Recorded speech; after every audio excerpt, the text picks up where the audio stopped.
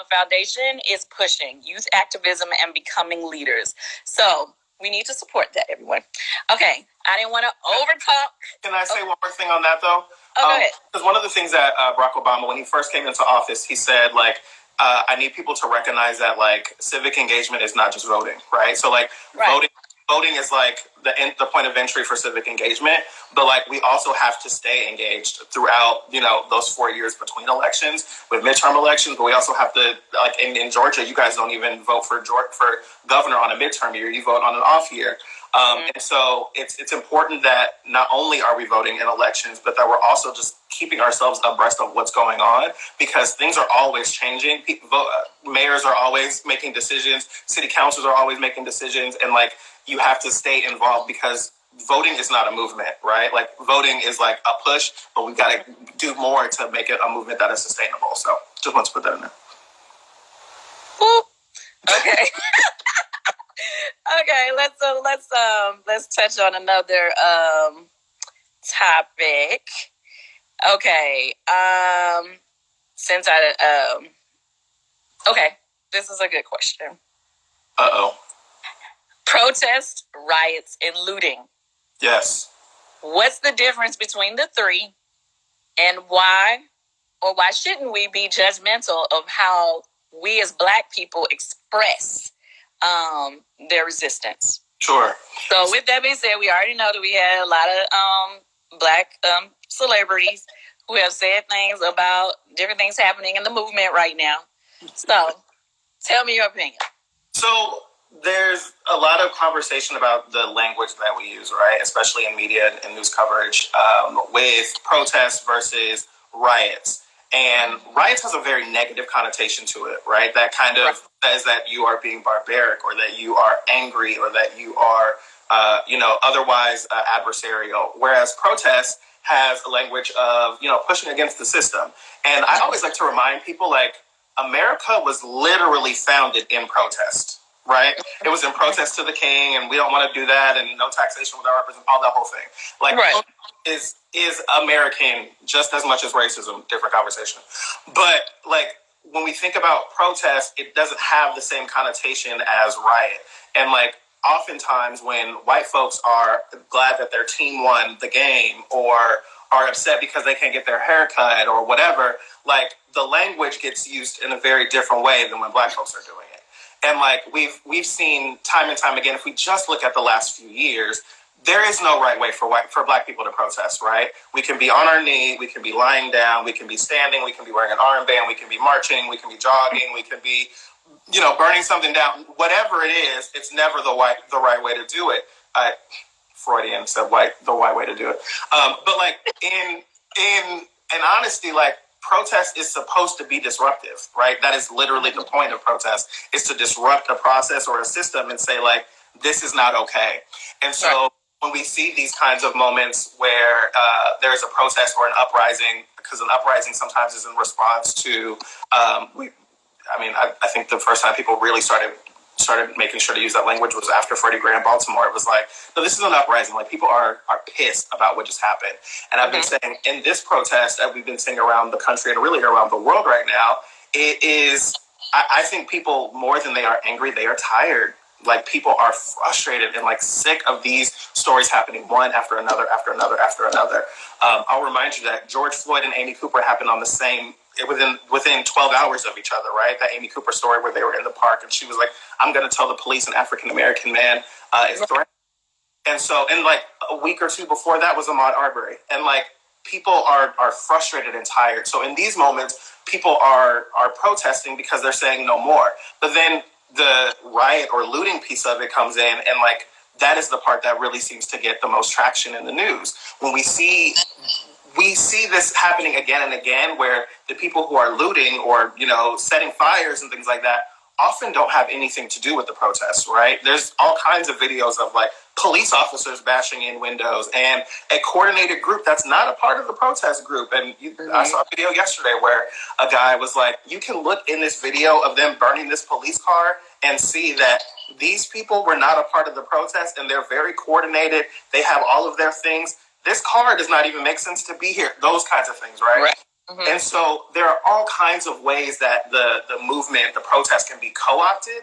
We saw that on Blackout Tuesday where there was another group that was trying to use Blackout Tuesday to tell Black people, don't say anything on Tuesday, be silent. And it was like, no, that's not what we're doing here. That's not what this is about. So when we're thinking about protest versus riot versus looting or uprising, all of those words have certain connotations that come along with them, and which is why there is like this adamant about being thoughtful about the words that we use. Right. Yeah. So the question is, how do we feel are you gonna answer about our own people? Yeah. Our own African American people saying or, speaking negatively towards the protest? Well, I think it's always important to remember, like, Black folks are not monolithic, right? We do not all think the same. We do not all feel the same way about anything. And right. And also, it's also really important to remember that protest, revolution, movement, there are multiple lanes for everybody to drive in. And if protesting is not your lane, like, you don't have to protest, but you also don't have to disparage the people who are doing it, right? Right. And you cannot like the way that they go about their protest, but like, how are you participating in the movement? And I think for some folks it is protest, but for some people it's using their platforms and their voices to be able to get messages out. For some people it's designing graphics to be able to spread a message. For some people it's writing policy. For other people it is, other things. And I think that a lot of times we hear people saying, don't do this or don't do that, or I won't go into specifics about what people have gotten in trouble for. But no, we don't really want to do it. You don't have to do that. But if you're not down for it, like, you also don't have to get in the way of other people who are a part of the movement and making the change in the ways that they can. Yeah, I think the protests of now are much different than the protests from back in the day. I think a lot of people refer to the LA riots, where unfortunately a lot of people were rioting, or when the looters came or whatever, they were looting in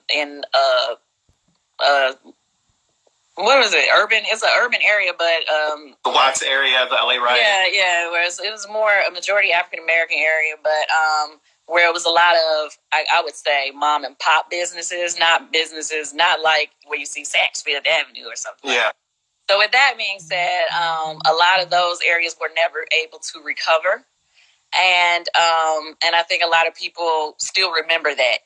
And so when we're so quick to judge them for being upset, let's try to remember where their heart is, and which I think they're really more so saying not necessarily the protest as it is. I think they're more so speaking on, things of the days past. But overall, I think everybody has to recognize that even though this has become, way bigger than what we ever thought, I think that part of the reason that it's bigger than we ever thought is because it's a mixture of the peaceful protest along with the not so peaceful.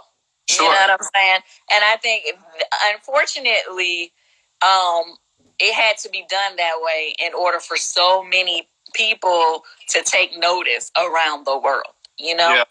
And it wasn't just because we've come together peacefully before, and not to say that we haven't gotten any results, but it's just that now it's like you finding all kind of companies coming out at every way to try to say, okay, what can we do? How can Black Lives Matter, guys? Yeah, they want to be a part of the solution now because they have to be. It's like they have to take notice at this point. So.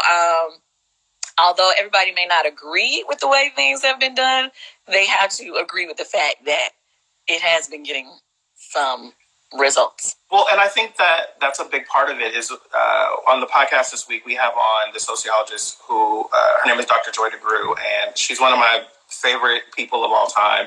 And she does a lot of work in the intersections of history, sociology, and race. And she was talking about how this feels different because we are seeing protests that look a lot different than, 50, 60 years ago when it was a bunch of Black folks, right? Like, we're seeing that this protest is multi-ethnic. We are seeing it is widespread. I saw a friend post the other day, like, I was talking to my grandfather about this, and he was like, I was there in the 60s and it didn't look nothing like this, right? Like, right. This is different because when you see that it is literally showing up in every one of the 50 states in the union, and now it's showing up in other countries. Like, this is a different situation. When I saw Tokyo protesting out there, I was like, what? Because, they've caught flack in the past for, racial discrimination or different things that's happened or whatever. So it's just to see that they're like, no, this is not right. I just was like, that touched my heart. I was like, Tokyo, Paris. I saw Amsterdam, London. It was so many different countries. Well, and it just... I'm sorry. Well, I was just saying it touched my heart just to see that. Well, I think because the reason that it is so widespread is because it is about more than George Floyd, right? George Floyd really pushed a button, but my friend who's a therapist there in Atlanta, her name's Spirit, she always says, like, if there is a button that someone is pushing, it's important to recognize that button even exists, right? Like, that button it's not about the finger that's pushing the button. It's about all the wiring that made that button what it is. And in America and around the world, that button has been anti-Blackness and racism, and the ways that we see that show up everywhere around the world. And people are tired of anti-Blackness and racism and are feeling like something has to change. And I mean, I think Donald Trump stokes a lot of those issues as well, in the ways that he always is using the wrong language and is always seemingly doing it on purpose. And so I think that is why this feels different. And I think the challenge is going to be making sure that it lasts long enough to really affect change. I got a question. Now, this is a question for me that I don't know the answer to, but I see it on the timeline. It's Jane, and now it says, who is Antifa, or Antifa? Who are they? Antifa is another, like, a leftist group, and I'm not, like, super educated on Antifa, so I don't want to give, like, wrong information, but, like, when we see right-wing groups and left-wing groups, they're a left-wing group that Antifa stands for anti-fascist, and we've seen a lot of the rise of Antifa since Donald Trump, because people keep saying that he wants to make us a fascist country, or he wants to be a dictator. And so Antifa is a leftist organization that is a left extremist organization that this past week Donald Trump said they are designating as a terrorist group, which is challenging because they are American. So are their views to help the movement that's going on or to hurt it? From my understanding on Antifa, they are extremists. So their views are way left, and if I understand correctly, again, I haven't done a lot of digging into Antifa, but if I understand it correctly, I think they tend to be a lot more violent in certain instances, and are as not agreeable, if you will. So. Okay, not as much peace going on. Yeah. I got it. Okay, you guys, I want y'all to also remember in this conversation, this is just a general, open discussion. We're not trying to say that we're the pros on any of these topics. I urge you to go and do your own research on everything that we discussed today. This is just to bring up things that, is of interest to all of us. Okay, so I'm going to move right on to another topic. So yesterday, I posted about Ayanna Dior. Okay. Let me see. Okay. So basically, I tweeted about it. I put it in my Instagram. I posted about Ayanna Dior. And basically, she was a young trans woman who basically had been, I don't know what led up to it, to be clear, but the video that was going on, she had got jumped by like 20, 30. It looked like they was like at a corner store or gas station or something. Anyway, and I basically posted that basically when I say Black Lives Matter, I mean all Black lives. And let me be clear also, for those of you who are not Black, I'm not saying that it doesn't mean your life does not matter. I love all of you guys as well. But right now, we're obviously talking about the injustices towards African Americans. So that is why the post is there. And when I say Black, that includes anybody that you look at directly and be like, oh, that Black girl or that Black guy. Okay?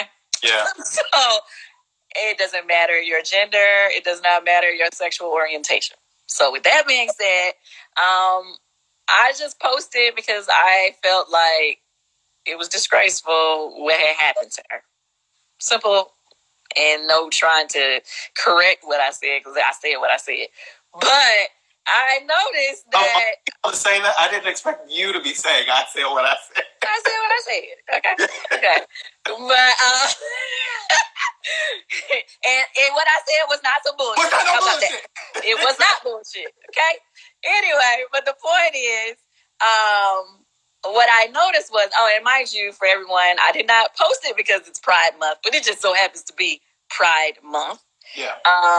Which obviously recognizes everybody of the LGBTQ plus family. Yeah.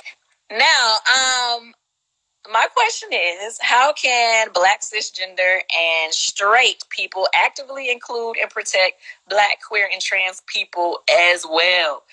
And why does it have to be?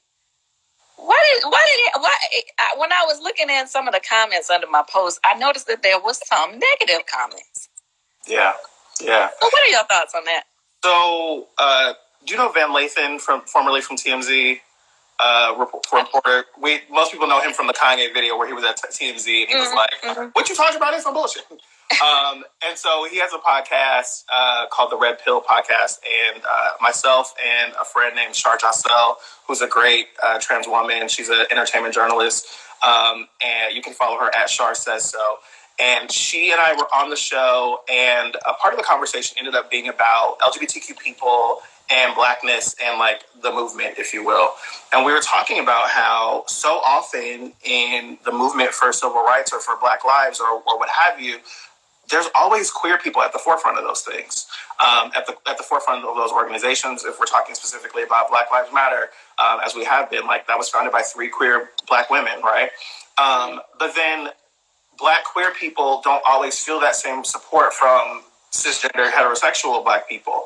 And and you're very popular. It's okay.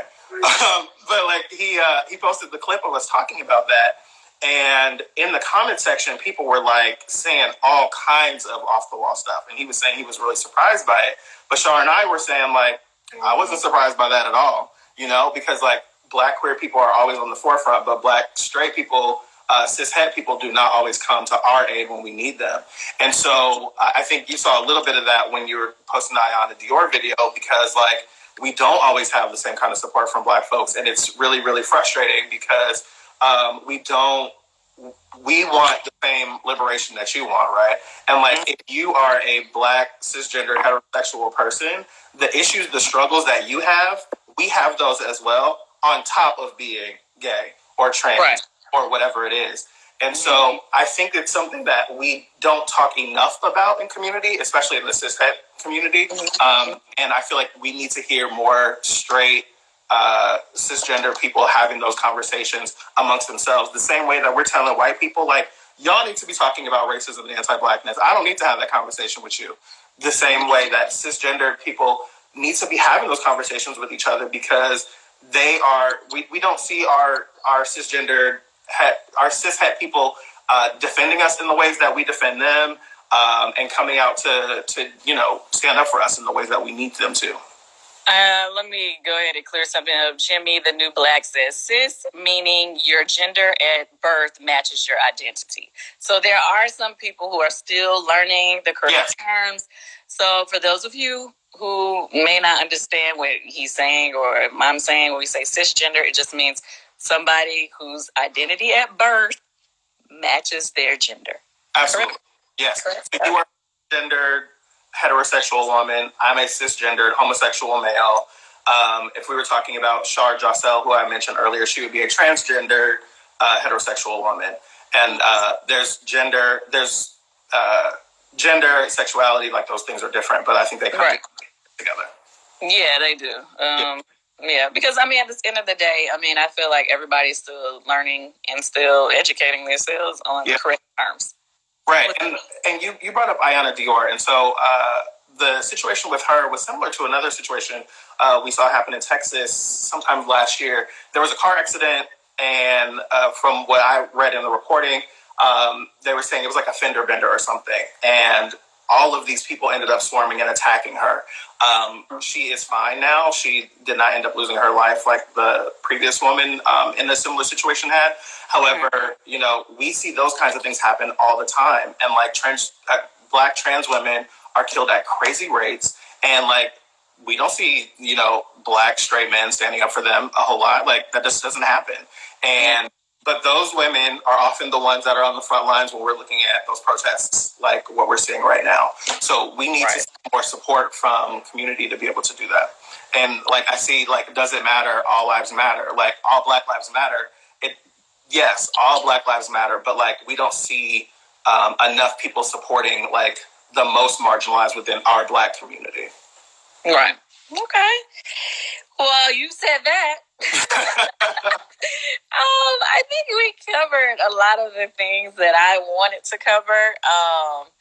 Yeah. Have you seen anything that anybody said in the comments that you wanted to address?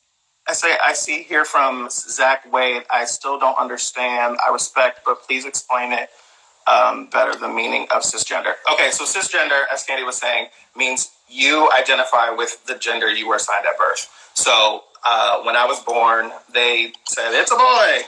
I'm assuming. I mean, I was there, but like they said it's a boy, and like I identify as male as an adult. Cisgender and transgender are the two. And being transgender means you don't identify with the sex you were, the gender you were assigned at birth. And so that it's that simple. Yeah. Okay. Yeah. Let's see. Okay. The twins' mom, 2011, said, Kandi, please tell people in Atlanta to go to 8cantwait.org. I saw that earlier. What is 8cantwait.org? Can you explain that? Yeah, 8 Can't Wait is I believe it's a policy initiative about the ways that we're trying to change things for the police. And I just saw this yesterday and today. But if I'm not mistaken, it's 8 different things that we can change in policing that would decrease the need for police by like 72%. Oh, right. I did see that. I saw that earlier. You talked to Brandon Anderson from Raheem.ai, and he was talking about how, you know, homelessness, if we could reduce homelessness, we would need to police them as much. But like we also see that in various different ways, right? And so all of the different ways that we could have less need for police, because there's a big movement to abolish policing altogether because of its roots, where it comes from. And I mean, my only question about that, and don't get me wrong, like I definitely feel like you know, the police have not done us any justice. Yeah. But at the same time, if we got rid of the police department altogether, what are they saying to put in place that will keep, you know, order? And well, so I mean, it's a mixed bag for me. Like I'm not fully an abolitionist when it comes to police, but like. Right. I kind of get the perspective, because realistically, Black folks in America have not been able to rely on the police to be, you know, to protect and serve all the time, right? And so policing is really born out of slave patrolling and like runaway slaves and all that kind of stuff. And really the idea with the abolishing of the police, and like a great person to talk to about this would be Charles Davis. He's a former professor from USC, and he's going to Michigan. And they do a lot of this work to talk about like why policing is wrong and why it's bad, and the ways that it is inherently derived. But I also think that part of it is policing, but a lot of it has to do with white supremacy. And I'm always trying to remind people that white supremacy is not just about burning crosses and, you know, swastikas and the KKK. White supremacy permeates everything. We see white supremacy in colorism. We see white supremacy in media when you know, we see how few Black shows, how few shows there are with Black leads or Black directors or Black casts or Black writers. Mm-hmm. That is about white supremacy. White supremacy is the idea that whiteness is supreme, right? That whiteness is the best. Whiteness is better. Whiteness is smarter, more bankable, more, you know, all of those things. But then when we see Blackness come in, if we just use, I don't know, The Real Housewives of Atlanta, right? Like, it is the biggest show on the network, right? It really defies the idea that we number one. Yeah. I said we're number one. Exactly, right? Yes. But there's this idea, and I always focus on media because I'm in it, but like, there's this idea that like, well, you know, there are diverse shows and then there are normal shows. And like, normal shows. What is that about? You know what I mean? Normal content is mainstream and white. I have a rebuttal on that. First of all, let me say. Let me just say this. We are almost about to run up on an hour, and I know that sometimes they will cut you off an hour. So if we cut off, I'll come right back on and we rejoin. But okay, to your point about how people look at us on TV, because I see a lot of people. I saw somebody said to me one day, "It's hard for me to take you seriously the way you guys act on television or whatever on Real Housewives of Atlanta." And what I will say, I mean, yes, sometimes the behavior obviously isn't becoming of what we want as far as representation on television, right? But and I see all the time they're saying, oh,